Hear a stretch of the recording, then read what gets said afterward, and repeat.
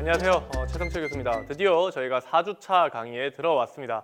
4주차에는 굉장히 중요한 내용을 해요. 사실은 많은 산업공학과, 경영학과 학생들이 이 부분에서 좀 멘붕을 일으키는 경우가 많은데 굉장히 중요한 강의인데 굉장히 쉽게 말씀을 드릴 겁니다. 제가 사실 OR 전공이 아니라 OR을 그냥 프로그래밍이랑 대입을 해서 가르치고 싶은 점이 좀 있어서 사실 이 강의를 만드는 거기 때문에 너무 어려운 내용, 사실 어려운 내용이 그렇게 없어요. 사실 원래 강의에서도 저희 대학 강의에서도 원래 어려운 내용이 없고 무크에서도 역시 마찬가지인데 어렵지 않도록 굉장히 중요한 내용을 가르쳐 줍니다.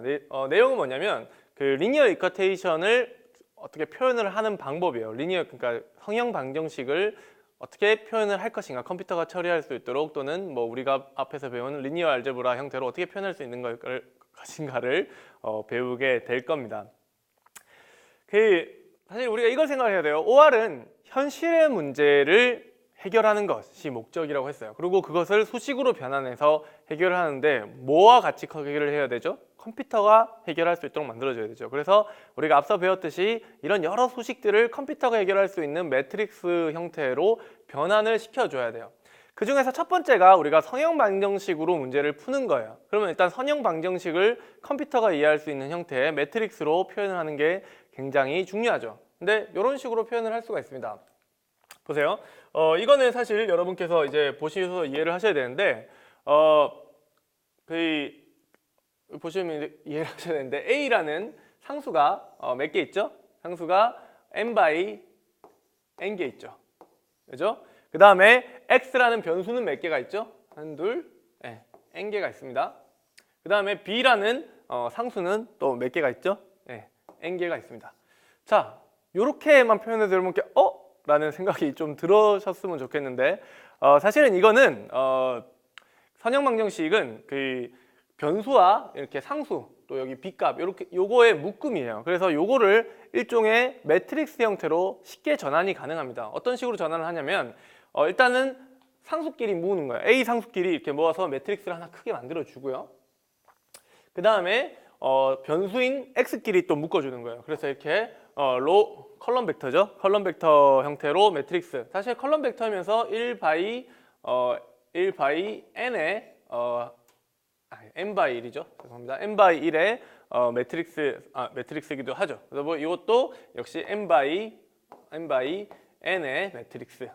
그리고 이거는 그냥 n의 n by 1의 매트릭스 이렇게 표시가 됩니다. 사실 여러분 이것만 보고 이렇게 표현하니까 뭐가 가능해졌죠? 그렇죠? 매트릭스 간의 곱셈, 즉 여기 부분과 이 부분이 곱셈이 되면 결국 이 식이 나오는 형태가 가능해진 거죠. 이 식을 좀 더 보게 되면요.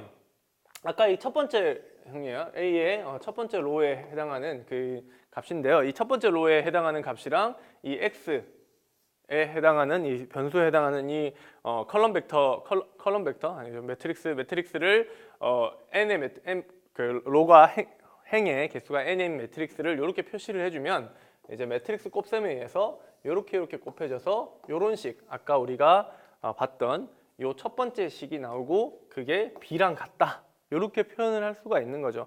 핵심은 뭐냐면요. 결국은 그 선형 방정식의 복잡한 선형 방정식이라 보일지라도 굉장히 간단한 형태의 매트릭스로 표현이 가능하다. 그렇기 때문에 이 매트릭스 표현이 가능하면 컴퓨터가 풀 수 있겠죠. 그래서 그런 풀 수 있다는 것을 배우게 되고요. 우리가 간단하게 요 식이 있다고 치고요. 이 식을 한번 우리가 매트릭스 형태로 바꿔보겠습니다.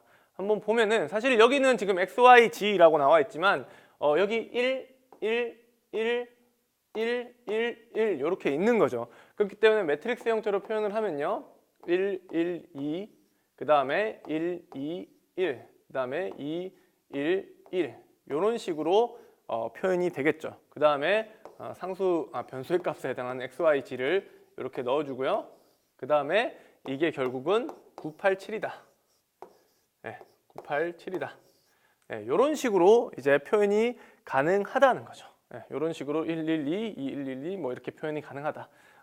결국은 뭐 사실은 우리가 많은 것들을 배우지만 굉장히 간단하게 컴퓨터가 원하는 형태의 문제를 풀게 해주는 게 저희의 목적이에요. 지금까지 저희가 계속 배워가는 게 그렇기 때문에 컴퓨터가 풀 수 있는 문제로 만들어주기 위해서 이렇게 방정식도 그 강정식도 이렇게 매트릭스로 표현이 가능하다는 게 굉장히 핵심이고, 사실 제가 옛날에 그런 얘기를 했어요. 리니어 알제브라가 왜 중요하냐? 세근의 모든 문제가 리니어 알제브라로 이제 풀고 있다. 성형대 수학으로 사용해서 풀고 있다라고 하는데, 그 이유는 선형 컴퓨터에게 가장 명령하기 쉽게, 계산하기 쉽게 하는 표현 방법이 이런 매트릭스 형태의 표현 방법이기 때문이에요.